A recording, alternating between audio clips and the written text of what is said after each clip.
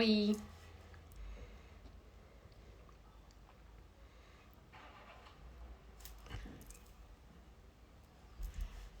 Vejam se tá tudo certinho com o som pra mim, porque eu tô usando o fone hoje a primeira vez.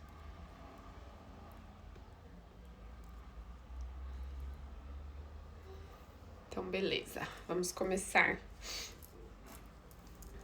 Acho que assim vai ficar melhor. Obrigada.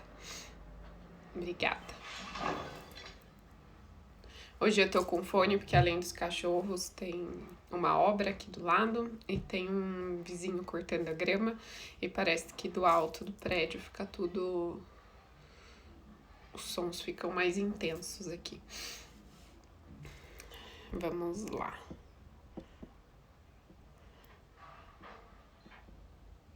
Beleza. Gente, bom dia, boa sexta-feira para vocês. Sexta-feira santa, feriado. Muita gente tá dizendo que não faz tanta diferença o feriado nesse momento da quarentena, mas precisa fazer, né? A gente precisa criar um jeito de fazer diferença. O feriado no meio disso tudo, fazer alguma coisa diferente, né, que seja alguma atividade diferente, alguma comida diferente, conversar com alguém diferente aí pelas redes sociais, enfim, a gente precisa fazer alguma coisa diferente, né. Hoje a gente vai falar sobre ansiedade, acho que esse é um tema que tá sempre presente aí nas perguntas, né.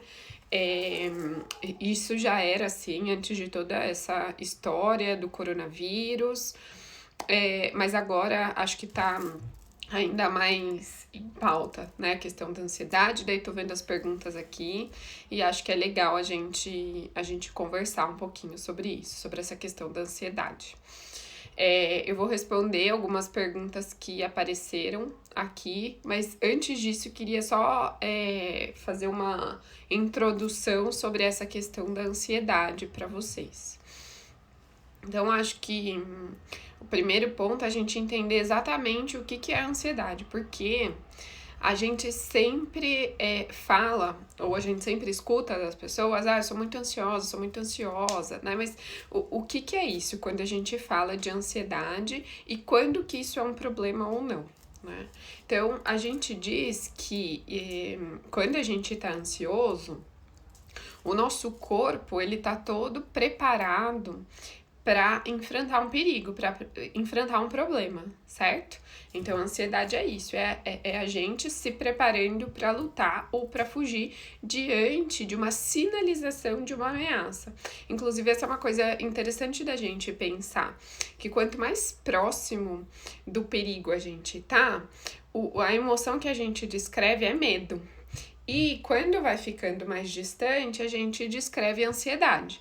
Né? Então é isso, se eu tô lá na frente do leão, o leão já tá ali na minha frente, eu vou sentir medo, né? Então essas alterações corporais, assim, que eu sinto, eu vou descrever como medo. E quanto mais longe, então, do perigo, da ameaça, eu vou nomear isso como ansiedade. Então, de forma geral, a ansiedade é essa emoção, as alterações corporais, daí cada um vai descrever de um jeito, meu coração dispara, né, taquicardia, começa a suar frio, enfim. Cada um vai descrever de um jeito, mas é o nosso corpo se preparando para uma possível ameaça, tá? O que é interessante da gente pensar nisso? Ansiedade extremamente importante, né? Extremamente importante para garantir a sobrevivência. Então, foi importante para nossa espécie sentir a ansiedade, porque isso garantiu que a gente tivesse mais sucesso, né, na luta pela sobrevivência. Então, uma coisa que eu acho que é muito legal da gente pensar é que ansiedade só vai ser um problema a depender do contexto. Na verdade, é exatamente isso, né? A gente fala, a saúde mental, ela depende muito do contexto, tá bom? Então, estar ansioso no momento que a gente tá vivendo agora é, de certa forma, muito saudável, certo? Porque a gente está diante de perigos reais. Então, a gente está diante de perigo de ameaça à saúde, a nossa saúde, a saúde das pessoas que a gente ama, né? A gente está diante de ameaças de todas essas questões, acho que financeiras, né? Econômicas e tudo mais. Então, dentre outras ameaças que a gente está vivendo, né? De manter ou não trabalho, cada um está num contexto e está vivendo algumas ameaças. Então, perigos reais. Sentir ansiedade nesse momento é um problema? Não. No primeiro momento não é um problema, né? Se sentir mais ansioso é uma ansiedade dentro do contexto, é uma variação aí de emoção diante de um contexto que é super adequado, tá? Por que eu falo isso? Porque eu tenho visto muitas pessoas falando assim, nossa, eu tô ansiosa, né? Então isso é um problema, estou me sentindo mal, né? Eu sou mais fraca que as outras pessoas, porque outras pessoas não estão se sentindo ansiosas neste momento aí da pandemia e tal. Não, isso não faz de ninguém pior, certo? Ansiedade, então, ela faz parte quando a gente está diante de sinalização de perigo, de ameaça. Até aí tudo bem. Quando que a coisa começa a complicar? A coisa começa a complicar quando a forma como a gente maneja a ansiedade, tá bom? Então, sentir ansiedade, ok. A forma como a gente vai manejar, a gente vai lidar com isso é que é um problema. Então, até comecei a colocar nos stories isso pra vocês, né?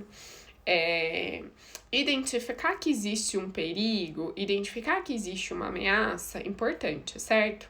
Ok, identificamos que temos um perigo à saúde, por exemplo, um perigo financeiro. Próximo passo, medir, e a gente faz isso automaticamente. Vamos olhando, acho que é legal cada um ir pensando em que momento que a pessoa sai um pouco do prumo, né? Ao manejar a ansiedade.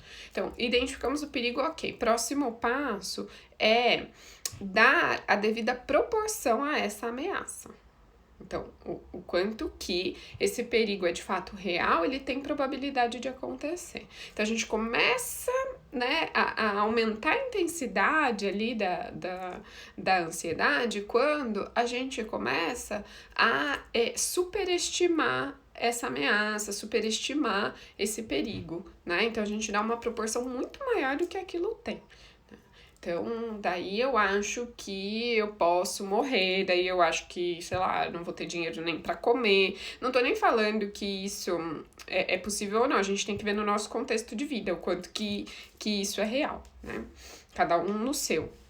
Então, a gente às vezes superestima o perigo, a ameaça, certo? A partir disso, a gente vai ficar vigilante para os sinais que indicam que o problema está chegando. Então, lembra que a ansiedade é a gente, né, ainda diante dos sinais do perigo. A gente não tá de cara com o problema. De cara com o problema, a gente sente medo, né? Então, a gente ainda tá um pouquinho distante. E daí você começa a ficar atento, porque isso é importante também, pensem aí evolutivamente na história da nossa espécie, como que é importante você ficar de olho para o que pode sinalizar que o perigo tá próximo. Então, se o leão ainda tá longe, ouvir, né, ele rugindo é importante, certo? Porque é um sinal de que, ó, ele tá próximo, ele tá chegando. Então, o que a gente faz? Uma coisa é a gente ficar vigilante, certo? A outra coisa é a gente ficar hipervigilante. Então, vamos pensar aí no exemplo da questão da saúde. Uma coisa é eu tomar devidos cuidados, prestar, enfim, atenção, o corpo sinaliza, né? Quando a gente tá doente, quando a gente não tá bem. A outra é ficar hipervigilante testando tudo. Então, o tempo todo vendo se você tá com falta de ar ou não. O tempo todo testando. Escutei de uma pessoa essa semana que fica lá, pega uma vela aromática e fica tentando sentir o cheiro o tempo todo, porque as pessoas dizem, né, que um dos principais sintomas do Covid-19 é você perder o olfato. Então, fica testando o tempo todo se você tá sentindo cheiros ou não. Daí, isso é ficar hipervigilante. Né? Então, qualquer mudança no seu corpo, você tá atento e daí você já relaciona isso com a ameaça, com o problema. Então, a gente identifica que tem um perigo, a gente avalia o quanto que tem probabilidade dele acontecer ou não, e a gente fica vigilante aos sinais. Então, ficar hipervigilante, superestimar o perigo é um problema. Que mais, né? Próximo passo é avaliar os sinais que a gente tem de segurança, de que a gente está seguro. Então, nesse caso da saúde, começar a pensar assim, não, eu tô isolada das pessoas, né? Eu não encontrei ninguém. Ou não conheço ninguém que esteja com ou sintomas ou tenha o diagnóstico. Eu tenho um bom plano de saúde, né? Eu tenho pessoas da área da saúde ao meu redor que, se acontecer alguma coisa, podem cuidar de mim, né? Começar a identificar quais são os sinais que a gente tem que são sinais de segurança, né? Isso é muito importante, porque quando a gente identifica os possíveis, né, sinais de segurança, o nível da ansiedade também diminui. Certo? Então, identificar a ameaça, né, dar a devida proporção a ela, tomar cuidado com a hipervigilância e observar os sinais de segurança, de que a gente está seguro, de que aquilo não é um problema, tá? Então, esse é um passo importante. Daí, a próxima questão são as nossas atitudes. Então, a gente pode ter duas vias aí de comportamentos. A gente pode ter comportamentos de enfrentamento e a gente pode ter comportamentos de evitação, né? De esquiva, de fuga. Que é muito importante para a ansiedade? Muito importante para a ansiedade é a gente ter comportamentos de enfrentamento, certo? Então, eu começo a evitar qualquer coisa que me lembre isso, que me faça sentir um pouco ansioso. Qual que é o problema disso? Eu nunca vou enfrentar a ansiedade, né? Eu não vou... eu vou continuar com ela. Ao não enfrentar a ansiedade, o ciclo é exatamente esse. Eu continuo ansioso. Então, meu coração continua disparado, eu continuo suando frio, porque eu não enfrento a ansiedade. Então, pensem aí quais são os comportamentos de vocês que são de evitação, quais são os comportamentos que são de enfrentamento, certo? Enfrentar, então, acho que é bem importante. O que eu falo sobre enfrentar? Não é ser hipervigilante, certo? Então, quando a gente fala, ver as notícias para saber, né, o que tá acontecendo, o que veja as notícias aí numa frequência que seja adequada, não é ficar hipervigilante e ficar vendo as notícias a cada hora, né? Mas também não é fechar os olhos para tudo isso que tá acontecendo.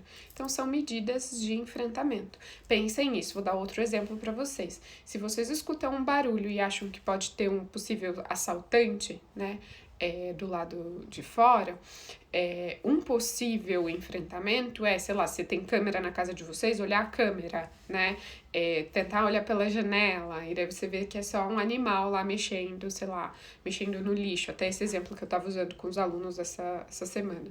Então, outra coisa é você ir lá para debaixo das cobertas, ficar debaixo das cobertas super ansioso, tendo a certeza, né? A certeza de que tem um ladrão lá fora. Então, essa é uma medida aí de fuga, de evitação, que não ajuda muito na ansiedade, né?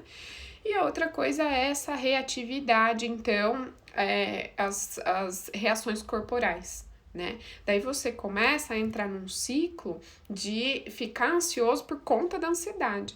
Você sente lá o coração disparando, e daí você fica atento ao coração disparando, então eu tô ansioso, então isso é um problema, né? E daí você começa a monitorar todas essas alterações. Então, sei lá, sinto dor no estômago, quem tem gastrite, você fica super daí vigilante às reações corporais. Então, essa reatividade também não é uma coisa boa. Então, esses 5 caminhos, assim, são importantes da gente ver onde que a gente escorrega e a gente não consegue manejar bem. Será que a gente tá superestimando a ansiedade? Será que a gente tá, então, não conseguindo e ficando hipervigilante? Será que a gente não tá observando os sinais que a gente tem de segurança? Será que a gente não tá enfrentando? E será que a gente tá muito reativo, né, a esses sinais corporais? Então, esse é o caminho da ansiedade. Então, veja, sentir ansioso, tudo bem. Só que lidar com a ansiedade, né, seguindo esses passos aí, é uma coisa interessante da gente tentar observar, né? Junto com isso, o que eu digo, assim, é um momento agora, tá sendo um momento difícil, eu acho que tá sendo um momento difícil para todo mundo. Estratégias que façam a gente se sentir menos ansioso, que gerem, então, reações que são incompatíveis com a ansiedade, são super interessantes. Então, teve gente que falou de meditação, né? Atividade física, sem dúvida, acho que é super, super interessante. Sei lá, músicas que para cada pessoa, né, podem gerar essa sensação, filmes, conversar com pessoas. Agora é o momento da gente focar muito, muito nas atividades que gerem prazer, que gerem lazer, né? Aqui em casa é bem engraçado, no outro fim de semana meu marido disse que ia me proibir de entrar na cozinha de novo, porque uma coisa que eu gosto muito é de cozinhar.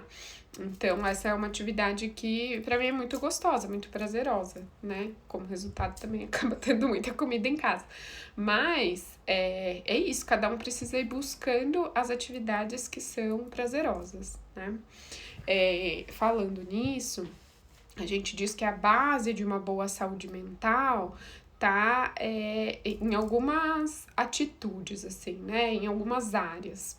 Quais são elas? É super importante que a gente tenha um sono adequado e restaurador. É muito importante que a gente tenha uma boa alimentação.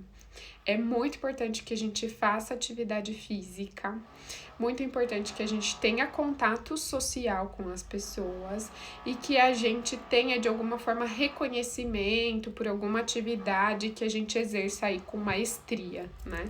Então, pensem nesses 5 pilares: sono, alimentação, atividade física, contato social e realizar algo com maestria. Vejam na vida de vocês, me contem aí, vocês podem me contar aí agora se vocês estão bem nessas 5 áreas, porque isso vai ajudar muito a conseguir lidar bem com a ansiedade, né? Isso essas cinco áreas, elas são essenciais para a saúde mental. Não tendo isso, o que vai acontecer?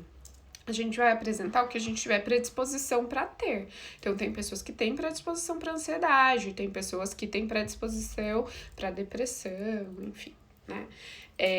Então, nesse momento, essas 5 coisas, elas são bem importantes de estarem controladinhas, né? Então, como que vocês estão dormindo, como que vocês estão comendo, o que vocês estão dando conta de fazer de atividade física, né?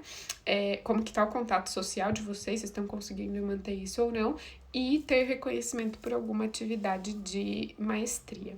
Então, isso é bem importante. Até acho que é legal dar o exemplo para vocês, assim, né? Meu exemplo. Acho que tudo isso foi super difícil para mim, porque mudou muito, muito as minhas atividades de trabalho, de forma geral, da minha vida, né? Então, eu sempre fiquei muito fora de casa. Ficar em casa ao mesmo tempo que é muito gostoso para mim, é diferente, é novo.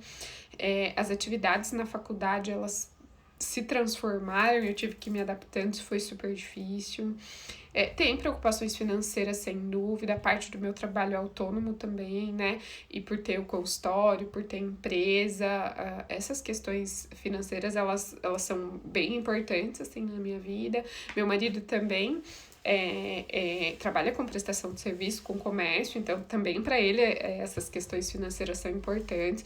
Então, vejam, são situações em que a gente não tem controle, né? E por não ter controle, a gente se sente mais ansioso. Mas daí o que a gente pode fazer com isso? Todos aqueles passos que eu falei para vocês, né?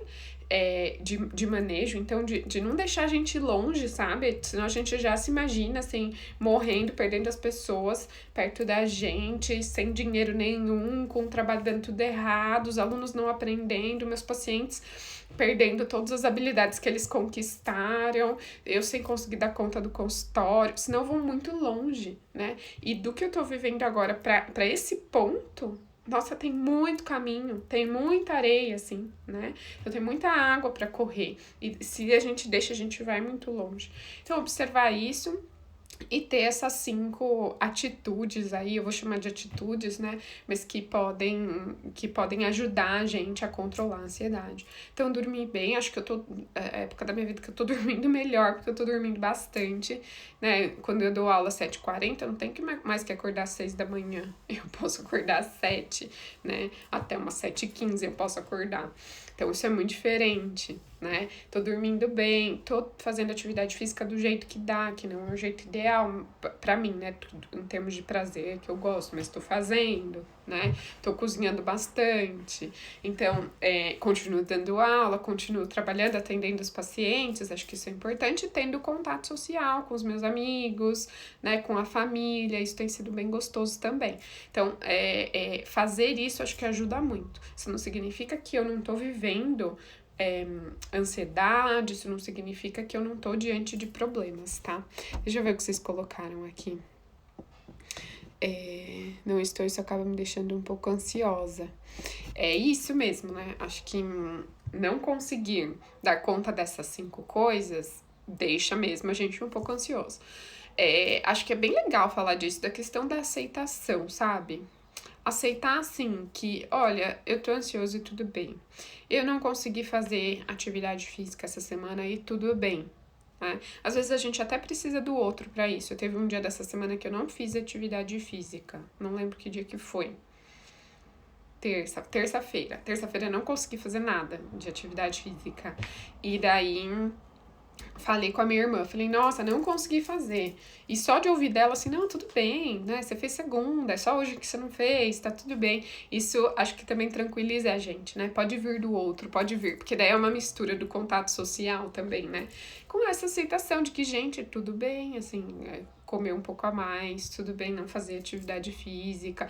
É um momento novo, ninguém sabe como viver a quarentena e nem deveria saber, porque imagina como seria a nossa vida se a gente vivesse se preparando para essas coisas ruins, assim, que a gente tá vivendo, terríveis, né? A gente estaria muito ansioso num contexto que daí não era para ficar ansioso, certo? Quando não existia coronavírus, quando não existia quarentena, não era pra gente ficar vivendo pensando nisso, se preparando para isso, né? Não era mesmo. As atividades físicas estão difíceis de serem feitas.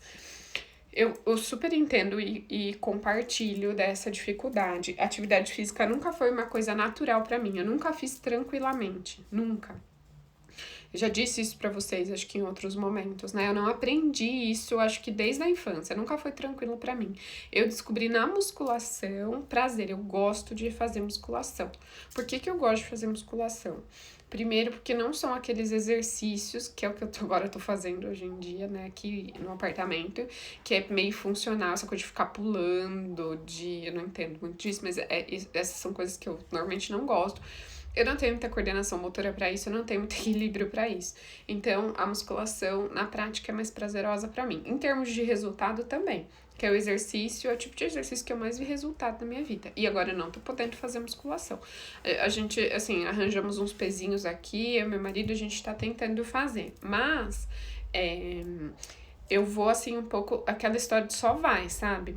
Como remédio. Agora, até acordei, antes de vir aqui conversar com vocês, meu marido falou assim, você quer fazer os exercícios? Porque na academia que ele vai, uma professora tá mandando uns vídeos, assim, com as ideias dos exercícios. Falou, você quer fazer depois? E eu pensei, ai, não quero. Mas daí eu só falei, não, vamos fazer. Então, depois daqui, dele, ou antes ou depois do almoço a gente faz. Então, fazer combinado, se forçar, porque o resultado é muito bom. A sensação, o que eu quero dizer com o resultado? A sensação depois de ter feito, né, atividade física é muito gostosa.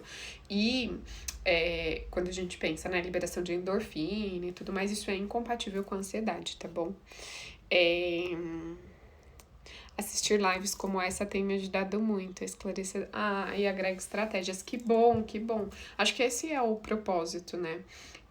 A gente ter essas conversas, a gente ter esses momentos de reflexão, assim, para ajudar vocês, acho que para mim ajudar, né? E porque é uma forma também de contato social, acho que além de tudo, né? No fim das contas. Então é isso, eu vou responder umas perguntinhas. Deixa eu ver aqui, ó. Uma pergunta. Irritabilidade está associada.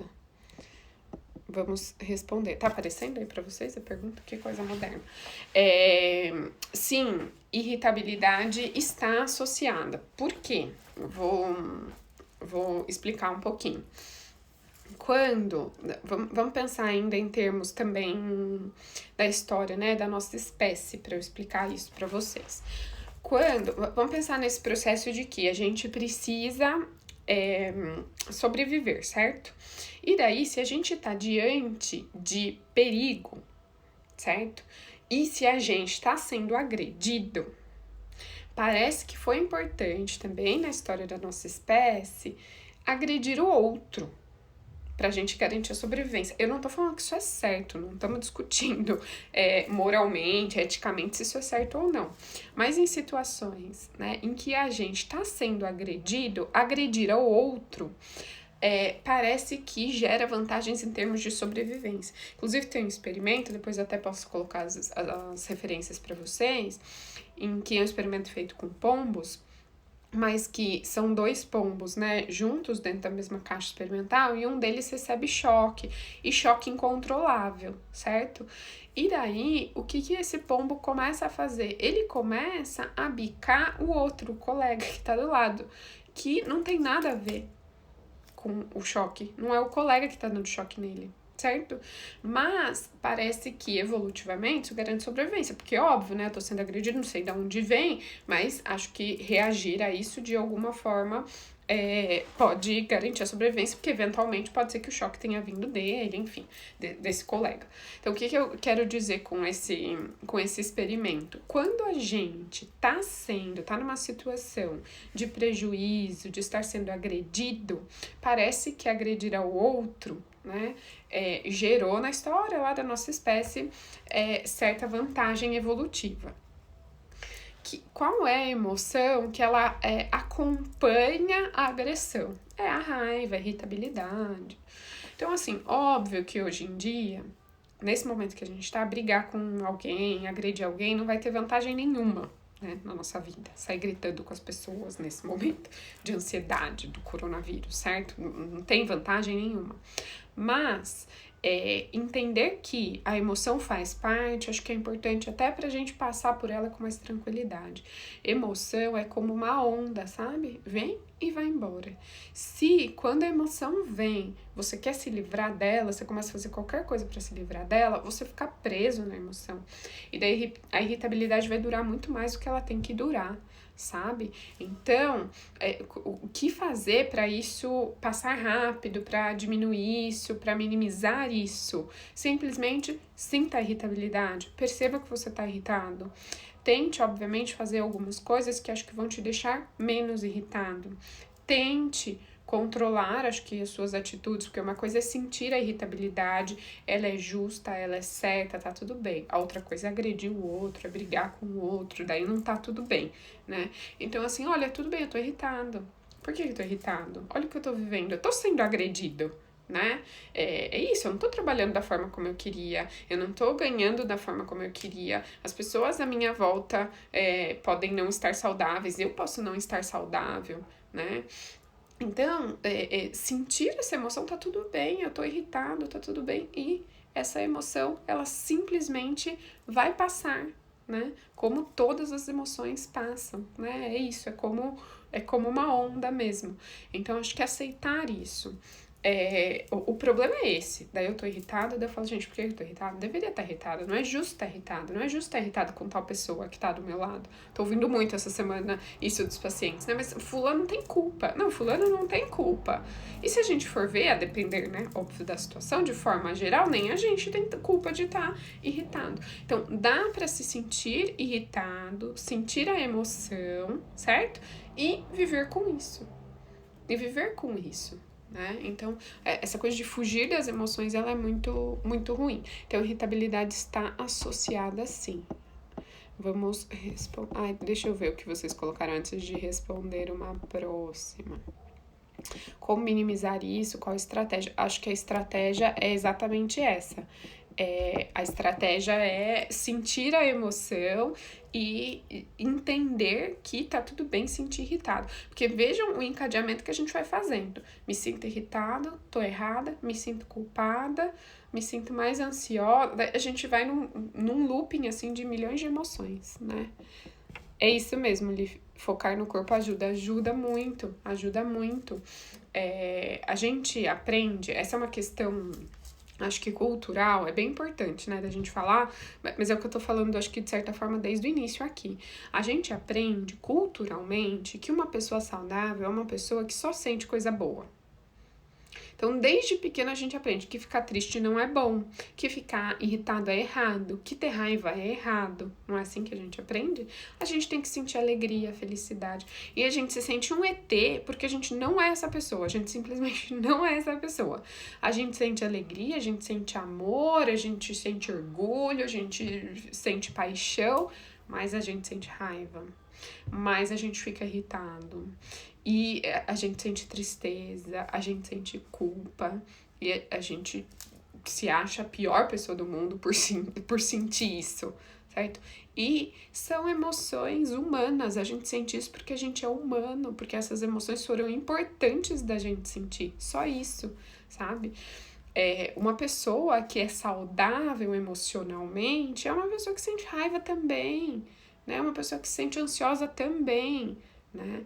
A questão, mais uma vez, é o quanto que isso, né, a intensidade que isso tem, o ciclo que a gente vai gerando, né? Mas a gente tem que acabar com essas regras, acho que culturais, e que a gente aprende no senso comum e tudo mais, de que uma pessoa saudável, essa pessoa é equilibrada dessa forma, que só tem emoções positivas. Isso até seria um desequilíbrio, eu diria, né? É esse ciclo, né? Ai, calma, apertei aqui. Deixa eu olhar outra pergunta aqui.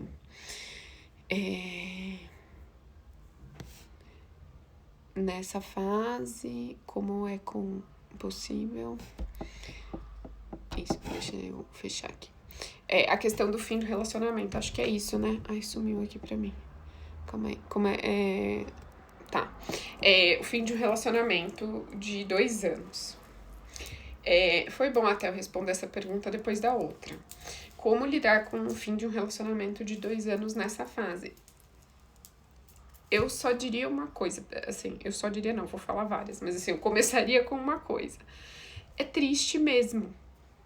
Eu não sei qual o contexto desse relacionamento, eu não sei quem terminou, eu não sei exatamente o que aconteceu.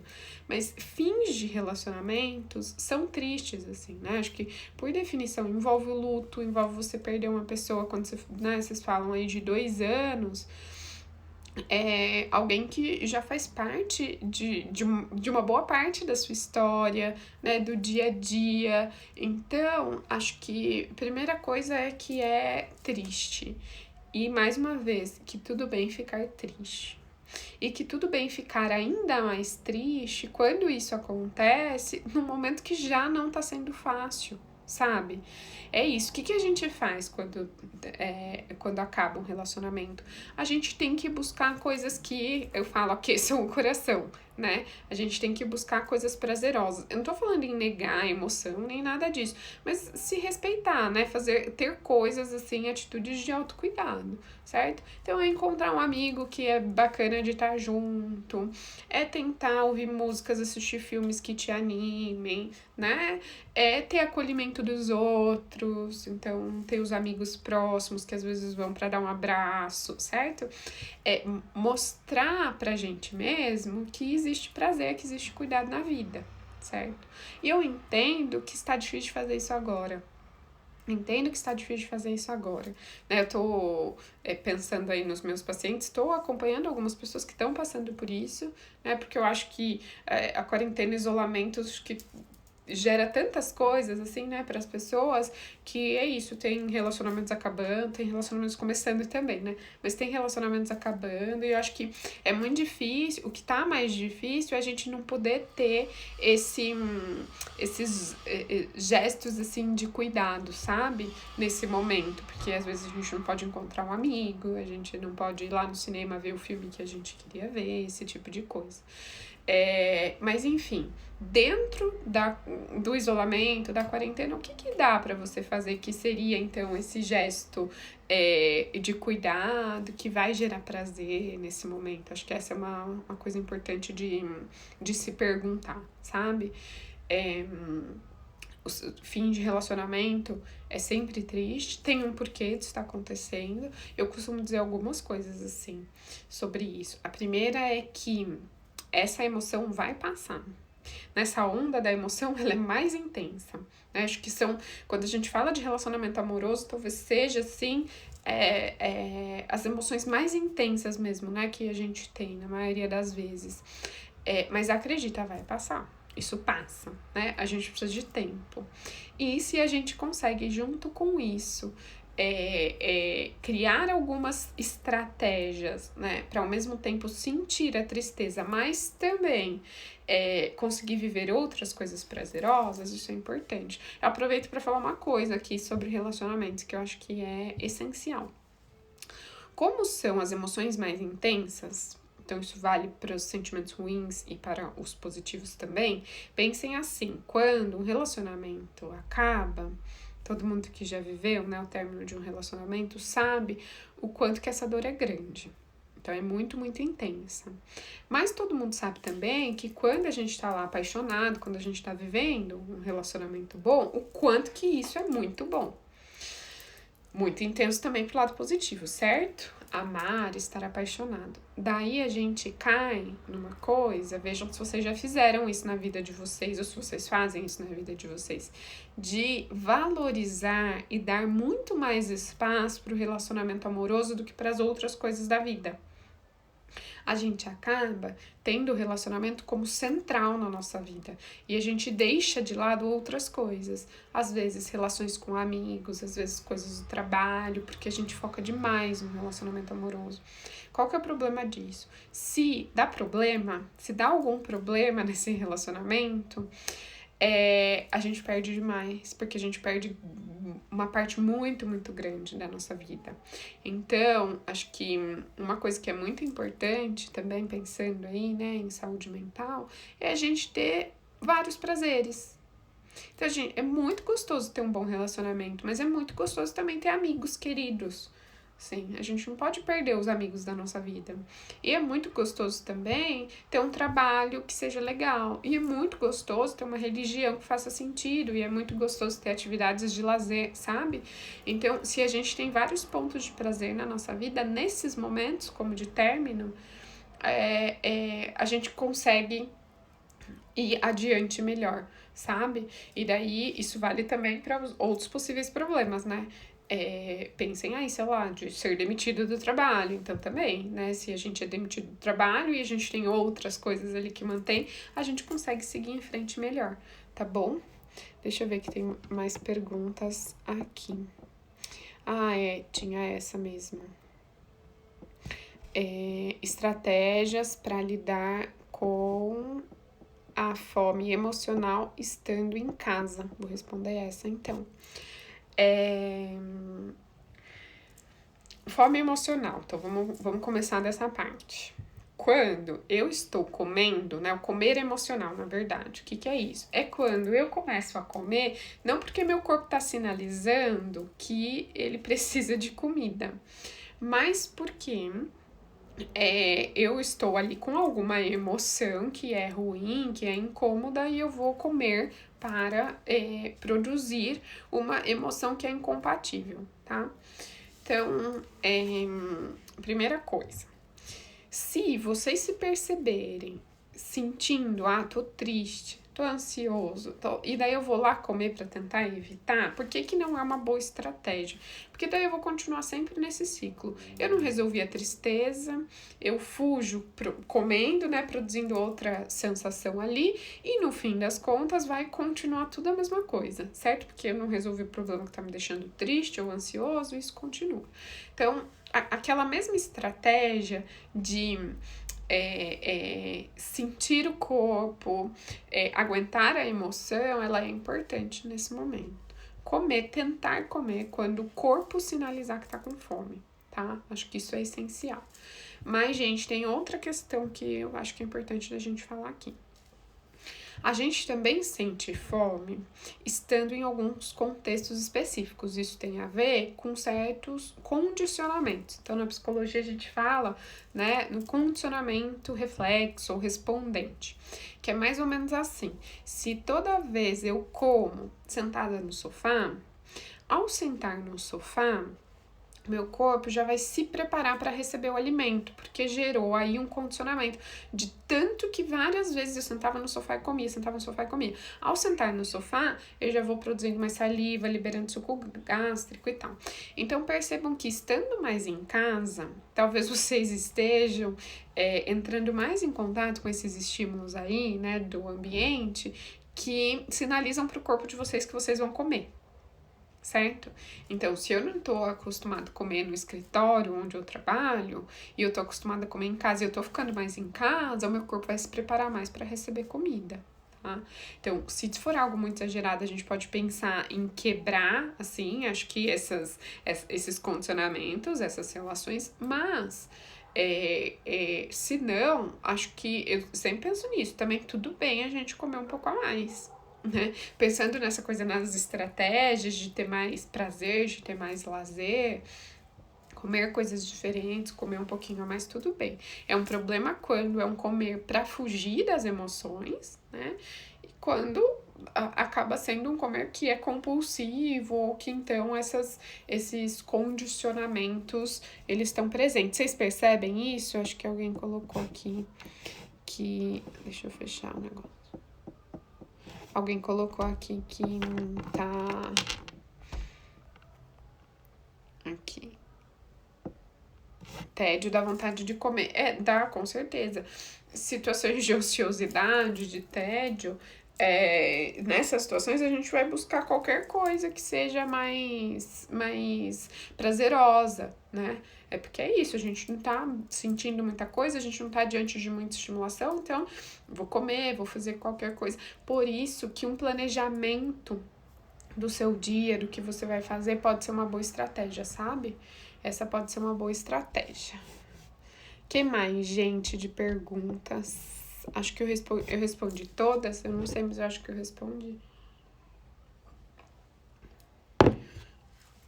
A da irritabilidade, a da questão do comer emocional, do fim do relacionamento. Acho que é isso. Uma coisa que eu acho que é importante da gente falar também, porque nas outras perguntas lá na caixinha, tinha gente falando de toque, ansiedade e tal. Se a gente já apresenta, fora desse contexto, uma ansiedade que é mais intensa, certo? Se cuidem muito nesse momento em que o perigo é mais real, a ameaça é real, né? A incontrolabilidade tá aí. Então, se num momento da vida em que você tem mais controle das coisas, em que a vida tá mais organizada, tá tudo bem, você já sente uma ansiedade maior, cuidem-se nesse momento, sabe? Cuidem-se nesse momento em que é para todo mundo estar ansioso. Então, procurem ajuda, né, de terapia, enfim, de um psicólogo, de algum profissional, talvez de um psiquiatra, de algum profissional que esteja capacitado para ajudar com isso. Então, é esperado que, por exemplo, uma pessoa com transtorno de ansiedade generalizada, uma pessoa com toque, esteja mais difícil de lidar com essas situações. Então, se a gente está pensando em uma ansiedade assim tão intensa, é importante que tenha certo acompanhamento, tá bom? Acho que isso é bem essencial. Alegria me dá vontade de comer, tédio também. Aí, olhem essa questão dos condicionamentos, né? Porque é isso. Às vezes é o lugar, é sentar no sofá, às vezes é o horário, meio-dia da fome. E às vezes podem ter essas situações, assim, situações super alegres, situações boas, dá vontade de comer. Tédio também. Sabe o que é legal de observar? Se tem diferença nas coisas que você tem vontade de comer quando você está entediada e nas coisas que você tem vontade de comer quando você está alegre, né? Se a gente for ver, é só uma emoção. A gente não precisa comer por conta disso. Mas às vezes a comida tá muito relacionada a essas emoções desde a nossa história, desde a nossa infância. Então, as comidas que a gente comia, né, quando eram momentos especiais, em família, as comidas, enfim. Acho que tem sempre essa relação, né? Mas às vezes pode ser até que você tenha vontades diferentes. Acho que é isso, né, gente? Eu respondi todas as perguntas. Se vocês tiverem mais perguntas, me façam aqui. Podemos focar em fazer coisas que não tínhamos tempo, tipo artes manuais, leitura, estudo. Exatamente, exatamente. Essa, a Aninha falou isso, né? E essa é uma coisa que eu acho que é muito legal. Pra mim tá fazendo muito sentido isso.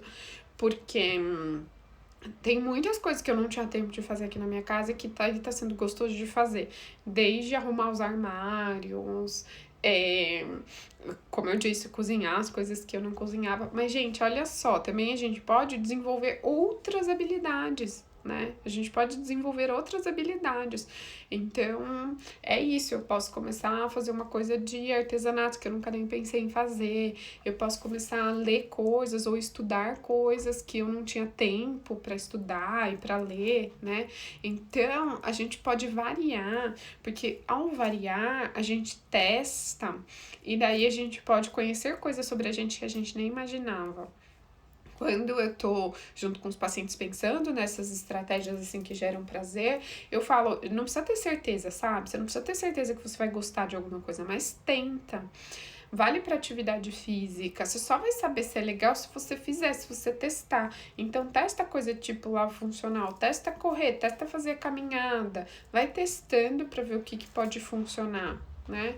Ai, testa pintar, testa, né, colorir, alguma coisa de artesanato, testa cozinhar, sabe? É um momento também, acho que, de descobertas. Então, tentar produzir autoconhecimento, assim, né, nesse momento é super legal, porque isso vai valer para depois também, né? Isso vai valer para depois. Então, acho que conhecendo coisas novas pode ser uma ótima estratégia mesmo. Acho que isso é bem interessante. Então, acho que é isso, né, gente? Eu vou ficar à disposição de vocês, se vocês tiverem outras perguntas.